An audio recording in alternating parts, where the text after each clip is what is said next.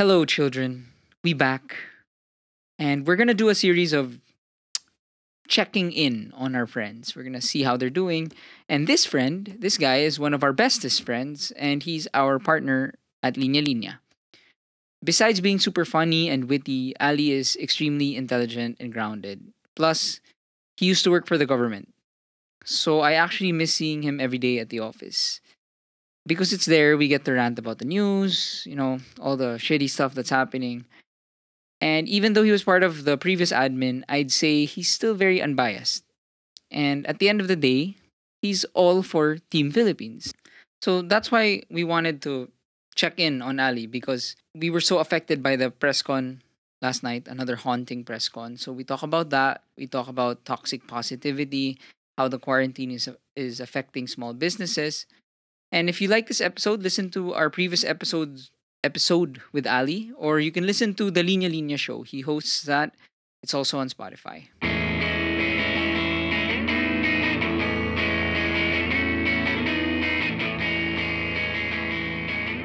Welcome to We've got a guest for today. Got a guest. We're checking in on Mr. Ali Sangalang of Linya Linya and the Linya Linya show. Hey, Ali. Hi, Ali. Yo. Hi, Jim and Saab. Ali, can you try to say, welcome to that? Welcome to this. Sumobra. Actually, si Ali has been on the show na pala. Yeah. Yeah, if you haven't heard it, it's our highest rating show. Mga out of 5 recordings, isa lang yung pumasok. That's true. Lagi may problem. We've recorded with Ali a few times once for this quarantine. And we had one before.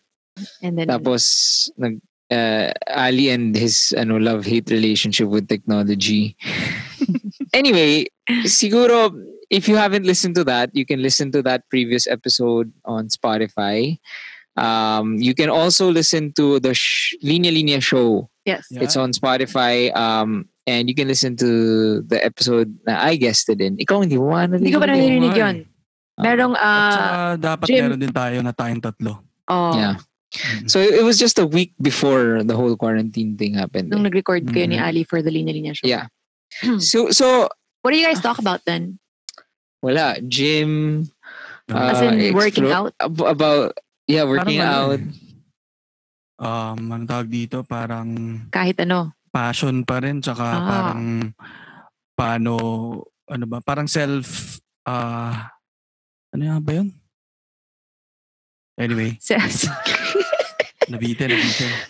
Wait. So, I'm hosting. Hindi, pero bago nun. Wait lang. Hindi pa naman tayo mag-start. Alam ko, wait. Ano ba? Hindi ba? Hindi, I mean, yung talagang thing, may gusto lang We've only ako. got a few minutes. Yeah, may gusto rin akong tanungin eh.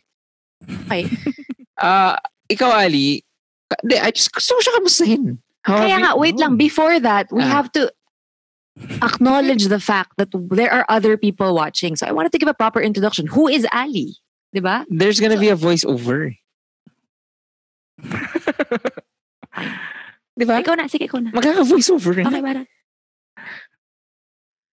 I thought it was gonna be my show. Nag-enjoy ako. yung sa'yo. Oh, sige na. Go na. Anyway, to all those listening, you heard naman the intro. Okay? And you know who Ali is. Okay. Now, gusto ko katanungin, kamusta ang quarantine? Kamusta? I mean, especially last night's press. Apparently, may press ko na naman. Hindi na ako nanonood. Did you watch? Pinakinggan ko pa rin. Ano yung mga salient points? Mas bearable yung pagkinig kesa yung pagpapanood. No. Okay. Yung salient points nung ano yung gist? Niya. Yung thing dito ay walang gist. Para siyang parang virus siya na kumakalat yung messaging kung saan-saan eh. No? So parang meron siyang general na talk points pero lumalabas-labas kasi siya doon eh. Tapos may mga random thing siya. Yung isang main thing na sinabi niya ay tuwing gabi daw, hindi alam ng mga tao, nagwiwiwi daw siya. I saw that. I read that. Tapos tumitingin daw siya sa madilim na kalangitan. at iniisip yung mamamayan. Saan siya umiihi? Hindi ko alam saan aling Wait, how did he arrive to that? Again, parang tumatalon yung thoughts niya eh. Pag biglang pag natapos yung isang sentence, parang space yun for him to rant about random stuff, no? Parang very much like this podcast. So, oo nga eh, mukhang nakikinig si Diggy. Hindi, ang sabi, parang something to do with faith eh. Parang una tungkol sa kanya, tas may tungkol na sa Diyos eh. Pagtapos, ay, napanood ko yung last line niya. And may I quote, sabi niya, ang Diyos ang gumawa ng mundo, ng planet. He's the one who made this planet. And if He wants it to end, then so be it. ... Salamat. Po. And that's how he chose to end. Oh, wow. That was very uplifting. Uplifting, no? So aside from peeing and thinking about the Filipinos, ano pa yung mga salient points? Did he, is it right that he said na wala na daw money? Oo, yun yung nakakalito. No? Yun yung isa sa mga main points, Jim. Parang sinasabi niya na wala na daw pera. Kung may pera lang, ano naman daw gagawin niya dyan? Malamang gagamitin niya naman daw for the people. Alangan naman daw kunin niya. Sabi ko, parang possible naman. That's never been done before. Oo nga eh. Parang possible naman. So, nakakalito kasi, yung previous statement niya, yung unang beses niyang humarap, if I'm not mistaken, yung una yon or pangalawa, sinabi niya na we have the money. Yeah. Kasi nga, yun naman yung point, kaya gusto niya nung 'di ba? Kaya ni-request niya na kahit na meron na tayong fixed na budget for the year, dahil dun sa emergency powers niya, nagkaroon tayo nung 27 billion. 275, 275 billion. So may pera na. Aside from that, meron pang ibang funds na pwedeng pagkuhanan kung tutuusin. May intelligence fund siya na kumbaga kasi pwede nang i-recalibrate sana yung pera talaga kasi may iba na tayong priority ngayon eh.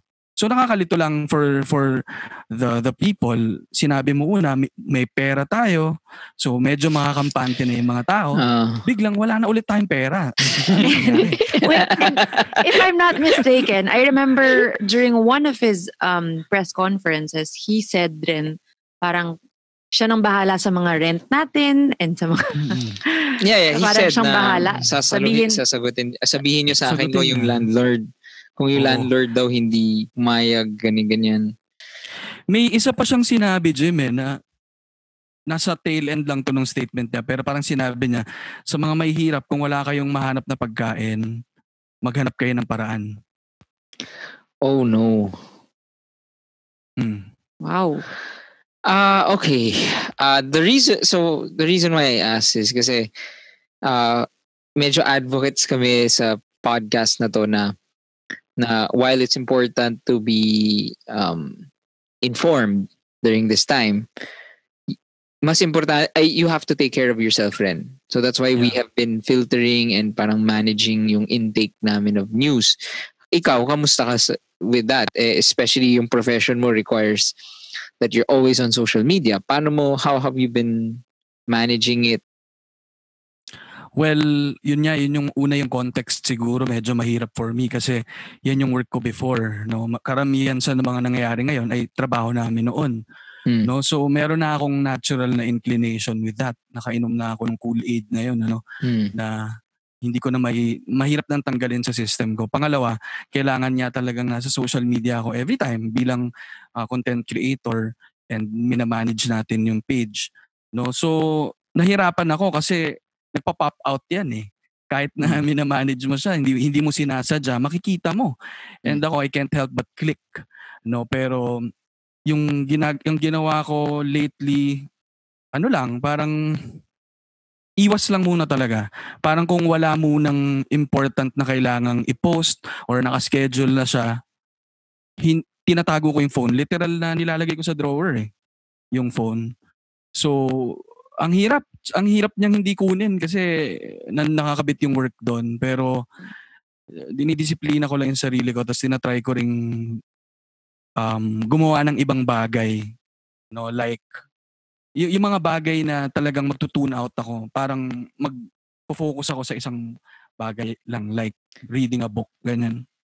Pero tama, Ali, na ang feeling mo, the reason why it's important nga to manage yung intake is yung anger no? Yun yung mahirap na kalaban Would everyone agree?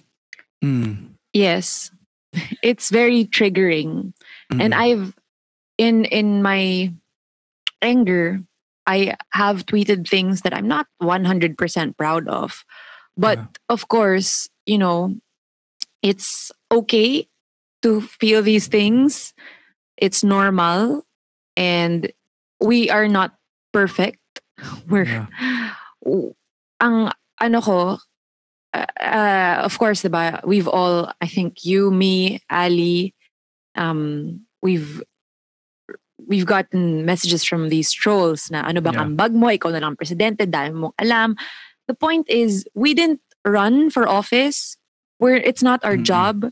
That's why me complaining or like voicing out my concerns, that's my job as a citizen. Diba? Yeah. Parang, bakit ako yung mag-iisip ng gagawin? Di ba ikaw? Tsaka bakit hindi mo kami ini-inform ng maayos? And instead of uplifting us, diba, all the trolls are like, spread ka na ng positivity, puro ka negativity. Tangina siya nga nagsabi na, kung matapos yung mundo, so be it, bye. That's positive. Tsaka nakalimutan natin kung sino yung in power, no? Siya yung leader natin. And doon ako naiinis din kasi wala na tayo sa elections. Wala na siyang kalaban. Yeah. Just do your job. Nasa gitna pa nga tayo kaya hindi rin nila magamit yung messaging na nangangampanya na Sinong mangangampanya? No? Actually, mga tao niya pa yung nangangampanya ngayon Yeah. No? Pero yun yung thing ko, parang Diyos ko naman. Nanalo na kayo. Kayo na yung And you have such a high approval rating. Yeah. Parang invincible ka ngayon. This is the time to shine. Parang you can rally the masses, diba? You can, if only you talk to them and said like, I'm trying my best. These are the programs. Let's just one day at a time. Ganong level. Kasi yung isang naisip ko kanina, like ko naawa ako sa mga taong walang, kasi yun nga yung one of our helpers here, she mentioned nga na sa Zamboanga walang internet, zero. So their only source of information is Duterte's press con and yung mga our politicians going on TV. Wala silang CNN, hindi nila alam ano bang COVID, di ba? They don't have wala silang kahit anong they don't have any other information what this virus is. Yeah. And yung isa pang thing dyan, Jim, yung talaga the power of yung words of the president. Hindi ito nga words ng kahit sinong leader natin pero ito president pa. So hindi pa pwede yung hindi kasi yan yung ibig niyang sabihin. Wala yung mga spokesperson niya para kausapin lahat ng mga tao to explain what he meant. No, parang yun yung mini-mention mo na taga Zamboanga, yan lang naman ang papakinggan nila and they will take it as the word from the president and as policy. Kaya yung sinasabi niya na pwedeng shoot to kill itong mga lumalabag sa batas. May mga pulis na ititake nila yan as may order yung president na pwede siyang gawin. I have the support. Hindi naman yan lahat parang memoryado yung constitution natin. Wala namang sinasabing pwede mong gawing pumatay. Ang sinasabi doon actually ay i-neutralize mo. Pero may extent tas hindi pwedeng diretso. Yun So yun yung nakakalimutan parang gaano ka-importante yung mga salita ng presidente. Hindi pwedeng maging careless doon kasi buhay mismo yung nakataya doon. Yep. Ano yung response niyo sa kasi ngayon naman in my quick Twitter check apparently may war na ngayon pero I checked parang trolls pala yung nag-instigate nitong war na parang stop negativity. Pero may mga normal people who are tweeting this. Yeah. And then ngayon, ang nakita ko nagte-trend, Gary V. Yeah. Because he basically said like... He posted something about, I'm gonna pray for the president. I'm gonna pray for the president. And now all the trolls are using this as their bullets na parang buti si Gary V. Tas puro, kaya nagte-trend na naman yung hashtag I stand with the president. Maganda yung trend this morning eh. I can't understand the president. Diyos ko. At saka yung thing dyan, they don't know eh. They don't know. Hindi, yun na nga, parang yung mga trolls talagang lahat na lang ng pwede nilang kapitan gamiting bullet.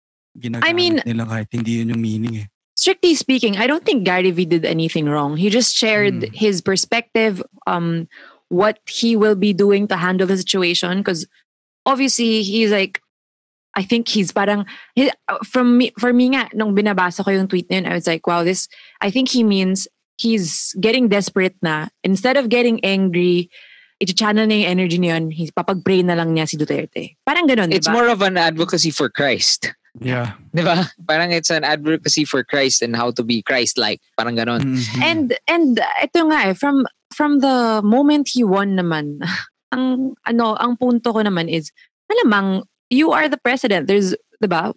What can we do? We're gonna follow your orders. But it's all right for us to question when some things are questionable. Don't tell us not to voice our opinion. Yeah. Because I've seen, diba, everyone's just like, wag na kayo magsalita, wag na kayo mag blah, blah, blah. Okay. Anyway, Ali, question, what do you think is going through the minds of his staff? Kasi diba pre-recorded tong mga press con niya? Bakit may info ka ba? Hindi nila ine-edit? Ako, naawa ako sa kanila eh, no? Kasi baka umihirin yung nag-i-edit. Hindi, parang ako I can only imagine yung tension, yung panic doon eh, no? Ako nga na-imagine ko habang nagsasalita siya, may nagno-notes na eh. Aling part yung dapat nang tanggalin agad eh. No? So, doon mo makikita agad yung dynamic siguro nitong leader natin, ano? Pagdating doon sa mga tao niya. Kasi hindi na dapat naabot sa ganyan yan. Yeah. Dapat may nakikinig siya dapat doon sa mga tao niya na ano dapat yung gawin. Ano dapat yung talking points. Pero makikita mo dito na may coordination kaya sila. Meron kayang mag-counter doon sa mga ideas ng president. Kasi kahit presidente, dapat merong mga tao yan. Lalo na yung nasa cabinet niya, no? To tell him na, Mr. President, I think ito yung mas dapat nating gawin. Ganyan. Ako nakikita ko parang walang makapagsabi sa kanya. Yeah, it seems like everyone's afraid. I think, what I want to get perspective rin is, without, yung gusto ko naman kasi kay Ali, kahit naman, like, kahit he was part of a previous administration, wala kang bias. So I'm very open with him when we talk about like whatever. He doesn't take things personally. Yung bias niya of course is more on his internal group and whatever. So my question is, ano yung nakikita mong things that parang kumbaga would never have happened during your time? And it's not to compare like the efficiency of each admin, ha? No, Pero why don't from a communication point of view, like from the Panelo suddenly lockdown, ay hindi pala lockdown, ay may Viber message, ganyan. What do you think from kung analyze mo siya na parang basketball team? May I ask like for a very vague, you don't have to be specific, pero what was your system before? In terms of communication. Like, come on, if the lockdown was gonna happen, how would the flow be? And in terms of processing the details, the secrecy, and how to communicate it the best way. Who will announce it?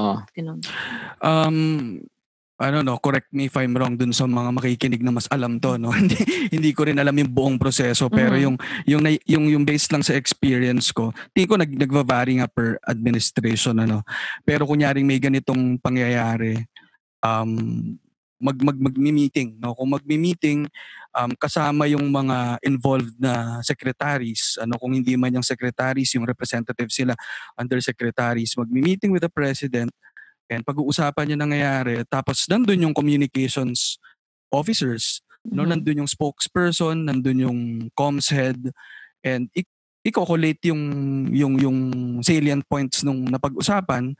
Meron siyang briefer na hawak.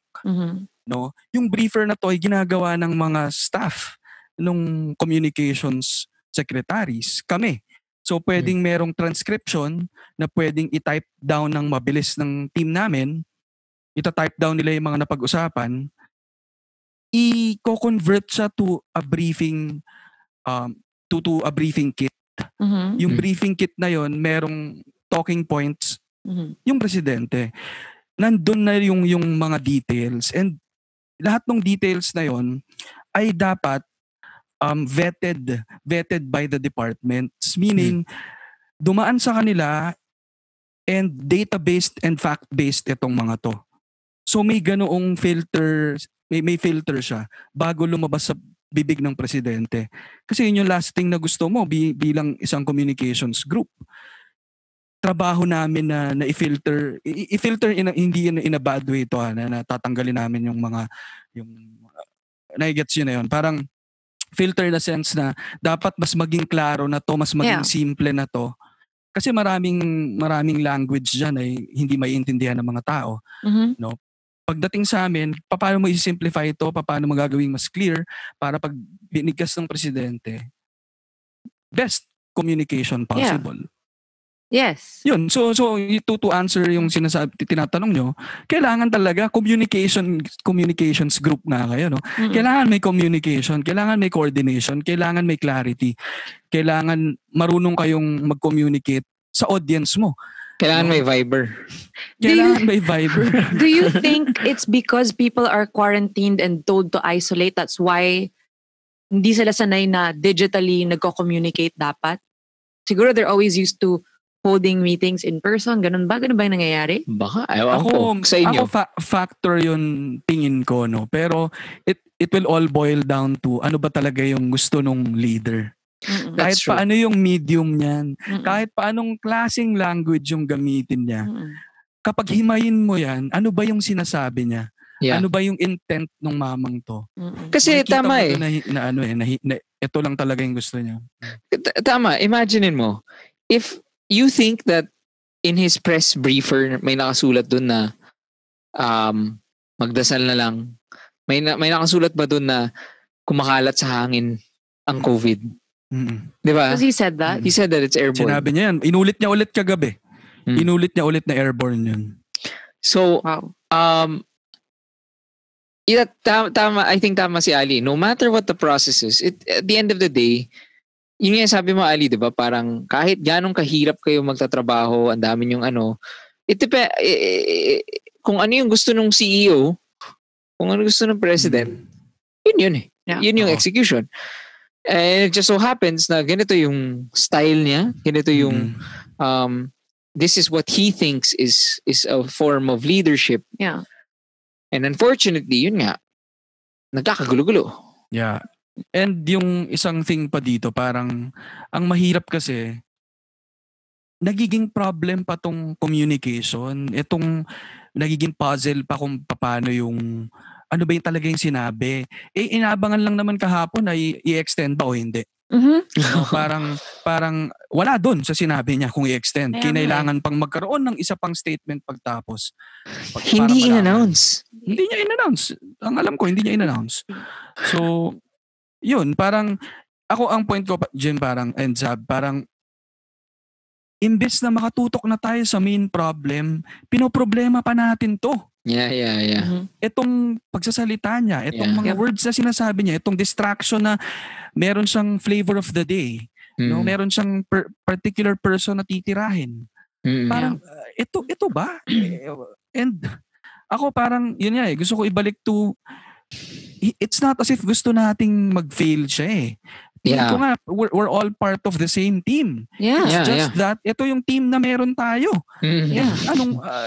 Pwede ba kami pumasok dyan sa team? Hindi, nandito lang kami bilang crowd eh. Pero gusto na, kung matalo yung team na to, talo rin naman tayong lahat eh. Yeah. And tingin nyo ba itong mga nagko-complain or nagsasabi ng concerns nila ay gustong matalo yung Pilipinas? Oo nga. Hindi. Pero bakit bawal? Nakikita mo na nga natatalo eh. Yeah. Diba? It's like comparing it to parang on a personal level Kuwari may friends ka na puro lang doves. Puro parang doves. Parang light. Love and light. Light, love. Toxic positivity. Mga yun. Oo, yun mismo. That's a buzzword lately. Na I can actually make it, I can compare it to the situation na, yun nga, tama ka, Ali. Na parang, you're not intending to be a mean friend, a mean sister, a mean brother. You actually care so much that you just want things to be clarified so that moving forward that the best solutions can be presented. Yeah. It's because you care. Ito naman, it's stemming not naman, it's very different if ito yung election season and Twitter was lambasting Duterte and all these things. It's a totally different situation. Parang ang ganda nun eh. We're all on the same team. Everyone wants to win. Everyone wants to survive. Everyone wants to beat COVID. Everyone wants to beat COVID. Pero, yeah. Ako yung isa kong magandang quote na nakuha from Eta Rosales, Jim, yun napanood natin sa Kingmaker. Yung sinabi niya parang, because the president cannot govern in a democracy, parang he creates an enemy to justify the use of force. So parang kaya niya hinahanap na naghahanap siya ng gulo eh. Kasi hindi niya makalaban tong COVID eh. No? And ganun yung style talaga ni President. Nakikita mo pag tungkol siya sa rally, tungkol sa mga naggugulo, lumalabas yung ngipin niya. Umiusok yung ilong niya. Pero kapag tungkol na sa unity, tungkol na sa science, sa health, ang lamyak. Ngayon. Yeah, oo nga. Yung putting his head down. Even those little gestures eh. Di ba? Parang those are things that pagod na talaga si tatay. Oo, parang that's so disheartening for people to watch. Anyway. May isa pa ako, sorry. May isa pa ako, okay lang ba? Go. Parang yung thing ko rin, parang, ako honestly, parang nadidishearten na rin ako lately to voice out to air out itong mga thoughts ko kasi marami nang nagtulong-tulong na magsabi na wala naman kayong ginawa kundi magreklamo and naapektuhan ako noon And ang naiisip ko lang parang totoo lang to side with what you think is right. Hindi siya madaling task. It requires a lot of thinking, it requires parang emotional investment, nag-iisip ka at pinapakiramdaman mo, mahirap siyang gawin. Pero ang dali-dali for other people to buhusan yung mga ginagawa mo. And yun lang, parang ang point ko lang siguro, una hindi madali na mag-isip ng mga bagay to help. And nakakabasag siya ng moral for people to say na ginagawa nyo lang naman yan, nag-iingay lang kayo, etc. No? So, sa mga ilan na gusto pa rin, kumbaga wag tayo sanang ma-dishearten dito, no? Kasi kung pati tayo na tinatry nating to do good, and tumulong, magpapasira tayo ng loob, wala tayong aasahan na. Magandang point ngayon na to even actually, because you are a sane, you are a logical human being, na to even come up with an opinion in a discussion as sensitive as this, actually, ito na nga, hindi na nga to sensitive eh. It's clear cut na eh. Yeah. It requires nga so much emotions and time and parang devotion to really understand what's going on before you say shit, di ba? Yeah. Actually, in a perfect world, ang goal ko, I mean, what I want talaga is to just focus on helping out and, focusing on the donation drives, how to help. Diba? Dun yung energy. Yun yung gusto kong gawin. And honestly, it's so, ang hirap rin kasi diba, parang lose-lose rin pag sabihin nila, I mean, the trolls are like, ano bang ginagawa mo? Wala kang ginagawa. Just because I don't publicize what I'm doing. And if I do, titirahin rin ako. So parang ako, you know what? I know what I'm doing. And even if I do want to focus all my energy on that, sometimes even if I'm sane, even if I'm logical, I'm still a human being and I have these emotions and I will slip up and I will say it. I will say what I'm feeling and what I think. Not for the clout or anything, not anything like that. I just want, siguro parang, to just get a feel na parang, ako lang ba? Kasi, it can't be. And ako lang ba yung nafe-feel kong ganito? And that's how, sometimes, lumalakas, because nakikita ko na hindi lang ako, biglang lumalakas yung anger. And, siguro yun nga, finding the balance between, okay, and then, once that anger is really, it has gotten bigger and bigger, what do you do with it? Right now, I don't know what to do with it because I'm stuck at home. I can't really do anything about the anger. That's why ako, in all fairness to Gary V naman, tama. What can you do, diba? You focus your energy on the things that you can do, which is, okay, this is not in any way promoting toxic positivity, but just positivity, meaning, you do what you can with the donation drives, you transfer funds, what you can, cook some food for your for the help, for the security guards, and yung ganon. But if I do see people airing out their anger, I will not blame them at all. Yeah. Do it. And tama eh. And it's so hard kasi to reach that point if you're not taking care of yourself, diba? To even reach that point, I want to cook for the guards. But if your 99% of your day is filled with, tangina, wala nang pag-asa tong bansang to. I need to get out of here. I hate these people. They're stealing from us. They're killing people. Nagiging frozen ako pag ganun eh. Yeah, parang wala akong... Parang, therefore, I cannot do anything else. That's why I had to step away. Yeah. Kasi parang, how can you get to a point na, why don't, parang dalan ko yung guards ng chips today or something, or dalan ng ganyan. Kasi alam mong, that's not gonna fix things eh. I mean, it's gonna help for now, but then, paano yung ibang tao sa labas? Yeah. Yung mga wala talagang magbibigay sa kanila ng kahit ano, dahil nakadepende sila sa gobyerno. Okay, ano ba? Ano yung pinag-uusapan natin? Kasi, ano bang... What change? Nag-change na yung topic natin. Hindi. I think that's it. That's more important than what I wanted to talk about. So kaya gusto ko nga, ang agad na mga points. Pero like, ikaw Ali, ano nang ginagawa mo ngayon? Anong ambag mo, charot?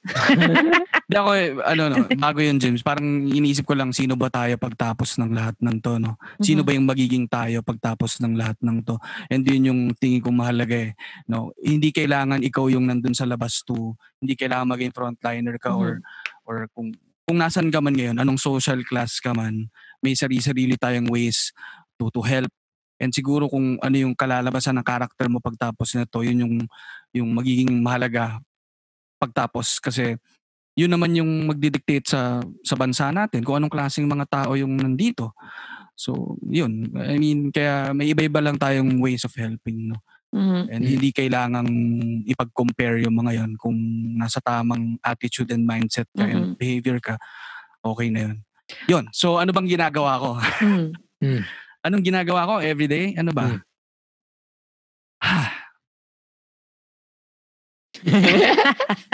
Na-lost ako ng konti. No, ulit, I know for a fact you're working very hard. You and Jim have been working very hard on your company. And that's actually what I wanted to discuss with you guys, since a lot of small business owners are on the same boat. Na medyo you guys were very lost at the start of this.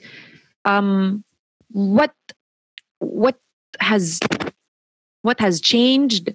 What ano yung natulong ng government sa inyo? What have you learned? Just so if other small business owners are listening and are also feeling lost, any tips that you can give them? Jim? Ali first. Ako ba, ano yung nangyayari sa mga small businesses ngayon? Ako parang challenging na nga in the first place na yung space ng mga MSME challenging na kahit normal yung nangyayari. What more sa ngayon, karamihan sa mga yan limited ang resources.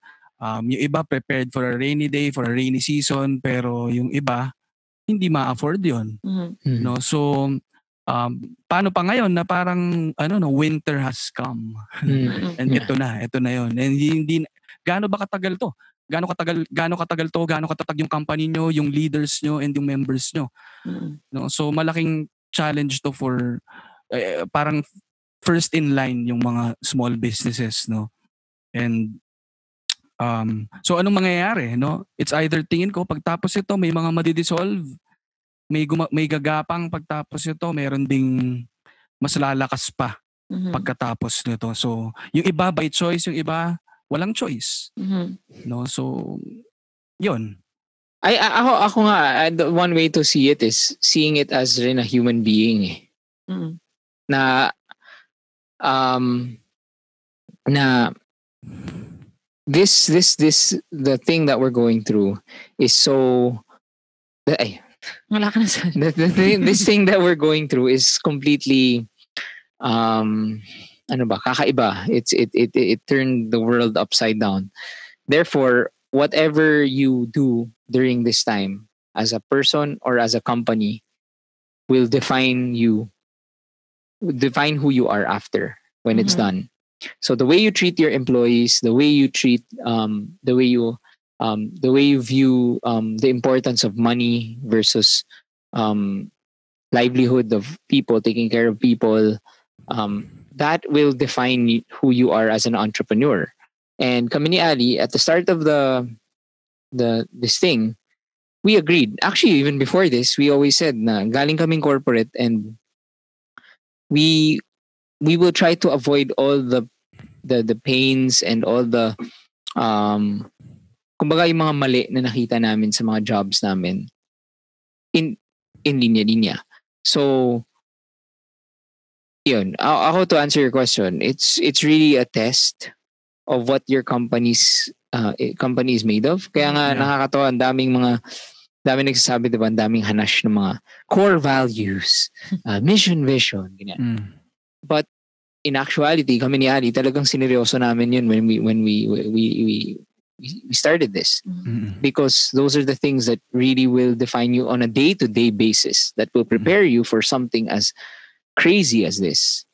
So kami ngayon, because we're not as big as the bigger companies, the thing that we can latch onto the most is our values as the two owners of the company, as the leaders. And what are those values? Akala ko dinadamdama. Ba't di mo maalala?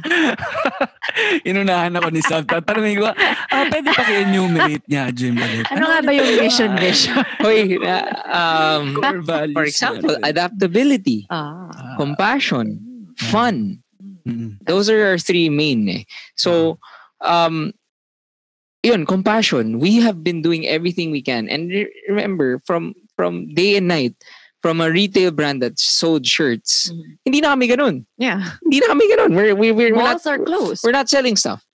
So we're now completely a brand. We are completely a content page. And so sinabi namin ni Ali, let's use this medium. We've built a community. Let's do our part and let's make people laugh.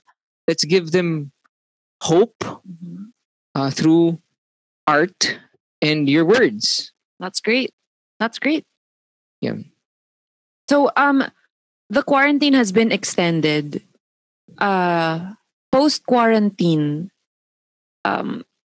sa tingin mo ba, Ali, magpapagupit na si Jim? parang kahit walang quarantine, ganyan, papahaba rin naman ng buhok. The joke lang. Post-quarantine, what do you think will happen? Post-quarantine. I mean, for you as a company and for other, well, nasabi mo na kanina, you think some will really, wala. To put it bluntly, magsasara talaga yung company. Does it seem like you guys are gonna go back to, quote unquote normal? Ano ba? Selling shirts? Kasi even your suppliers are not operating right now. Yeah. No? Are they? Our partners, yeah. Oh, yeah. Yeah. So anong mangyayari sa atin after? Well, paano ba? Hindi na babalik to Hindi ko alam kasi kung yung tanong mo sa yung operations or yung attitude ba nung attitude-wise. I mean, I don't want to put you in a spot because like we don't know what's gonna happen really, and I don't want your employees watching this to be they will hang on to your words and we're not sure what's gonna happen. So attitude-wise, how has this changed you? Are you gonna go back to normal as in same thing? How are you gonna change things, switch things up? Will you utilize, as you saw naman, mas nagagamit niyo yung digital meetings and whatever? Ano ba? What changes are gonna happen? What do you think? Not set in stone, but what do you predict? Ikaw muna, Jim. Ako kasi, I think masyadong nangyayari siya ngayon I think that tama, operationally we can't give any commitment. But I think kasi the world is set to change dramatically. Mm-hmm. Like I was listening to a podcast the other day, and then they were talking about that the NBA is thinking of doing that the NBA is thinking of doing a mini season. Oh. A mini playoffs. Pero that no fans. But they'll still be exposed to each other. Hindi, that's why may testing. Baka sa Zoom sila. Mga basketball sa Zoom. Magko-quarantine sila. Sabi magko-quarantine sila and then for 14 days in the Bahamas or something, and then they'll play the playoffs. Tapos lesser teams. This is totoo talaga to, Adia. As in, this is what the NBA is proposing. But the biggest issue that they're facing now is that they'll get so much flack because they're gonna get so many doctors. They'll require so many doctors. Yeah, they will require so many doctors. They're gonna have to take flights. Those planes will have to have staff. That's unnecessary. I'm sorry. Yeah. As a non-NBA hardcore fan, I just don't think it matters. Yeah, I wouldn't want to watch naman a game na walang fans eh. Tama. Di ba?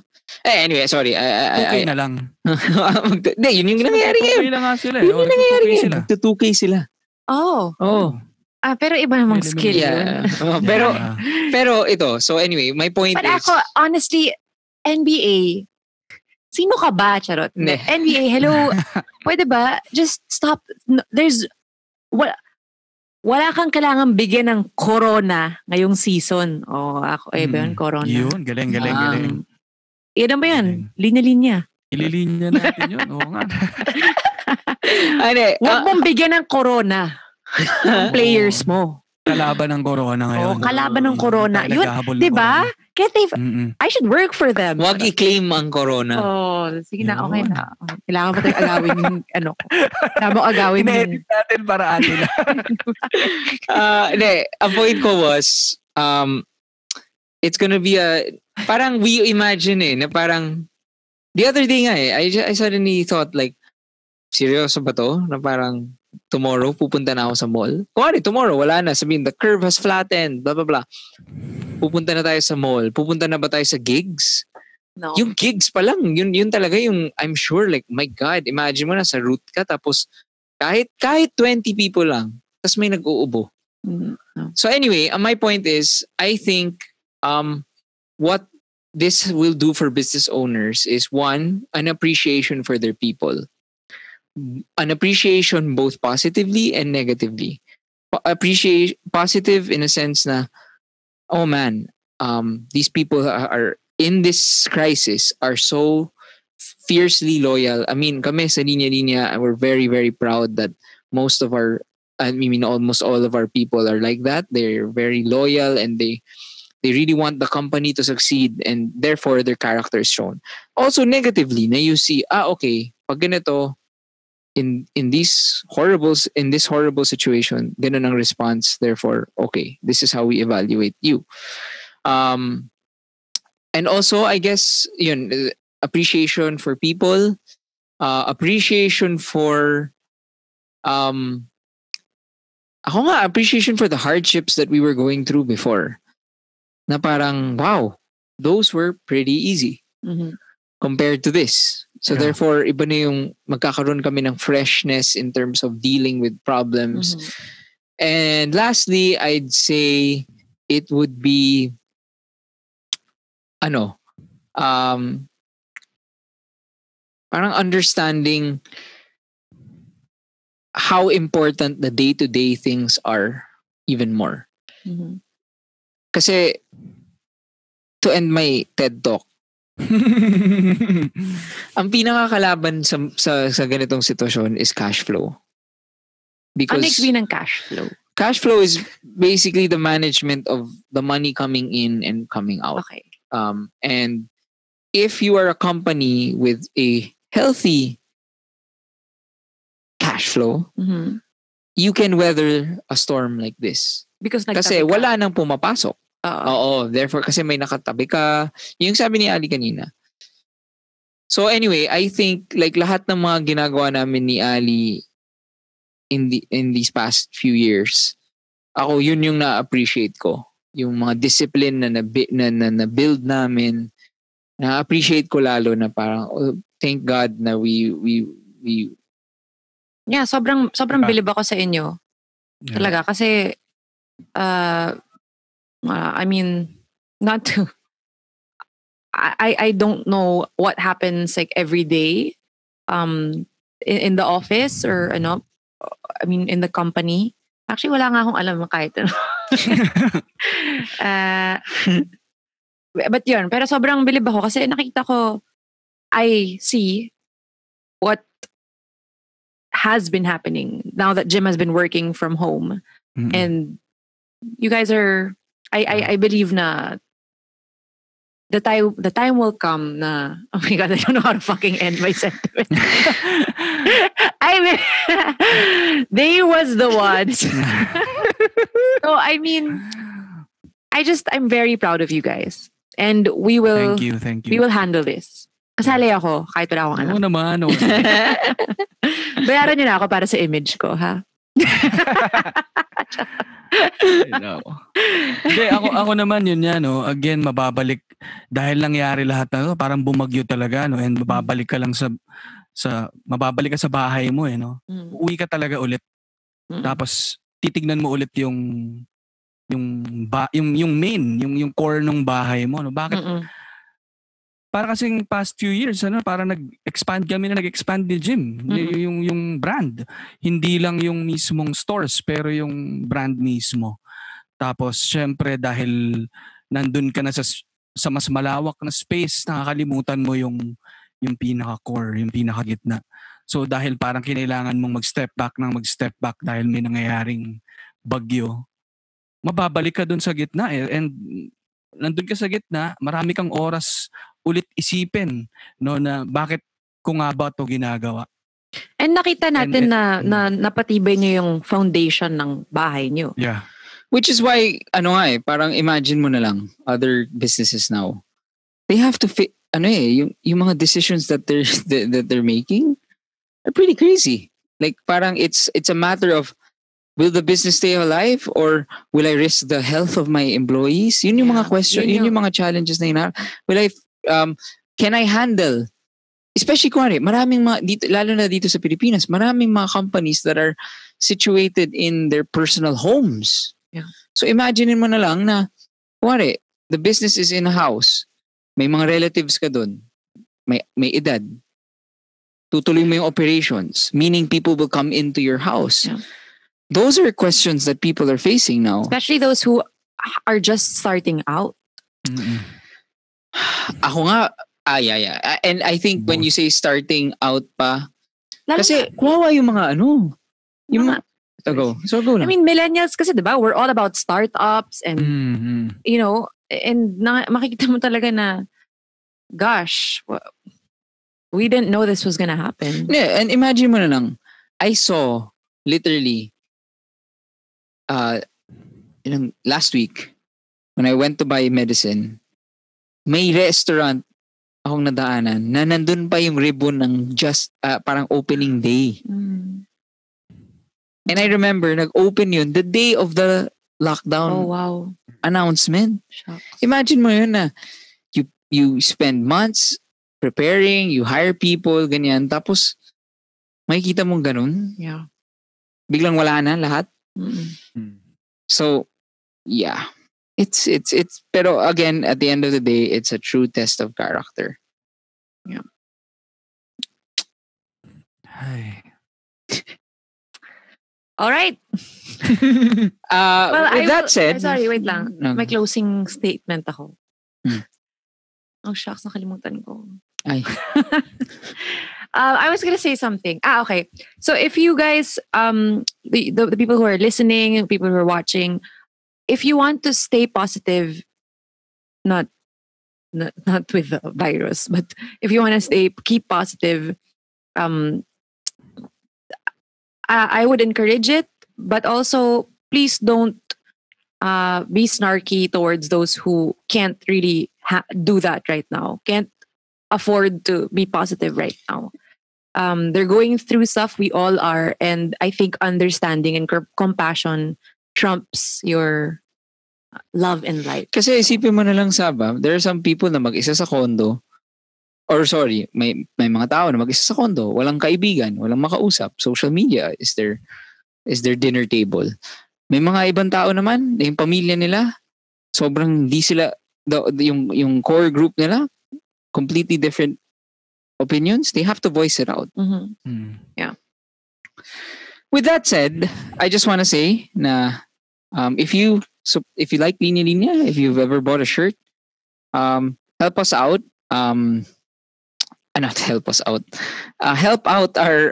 We are gonna sell shirts again on our website www.linyalinya.ph, and we are going to Ali pa. Ikaw nga baka mas maganda ikaw. Well, yun nga. I-open ulit namin yung hindi ko alam tong plan online na to. store. Okay. Marami ring nagme-message sa atin kasi iba naman talagang rin nila, hinahanap din nila yung product kasi may tuloy naman yung mga birthdays, may mga kanya-kanyang celebrations na gustong magbigay. Even siguro baka may gusto magbigay sa frontliners na pampasaya sa kanila, Kaya parang nag-usap kami ni Jim na i-open ito. Tapos yun yung napagkasunduan namin, a certain percentage of yung sales ng mga matitinda natin sa period na to ay ibibigay namin sa select na relief operations. So yun, sana itong small way ng linya-linya to give back, sana may umabot sa mga tao at mas makatulong. Also, just to make sure, we're making sure that the reason why naman we're doing this is because we want to give people their jobs back. And we want, while doing that, we can help support the frontliners. And we were super making sure that everyone is healthy and risk averse from the virus. All right. Yeah. So where can they find you? linyalinya.ph. Follow them on Instagram and Twitter, Facebook, Linya Linya. All right. Thanks, guys. Thanks, Ali. Bye, guys. Thank you. Bye-bye.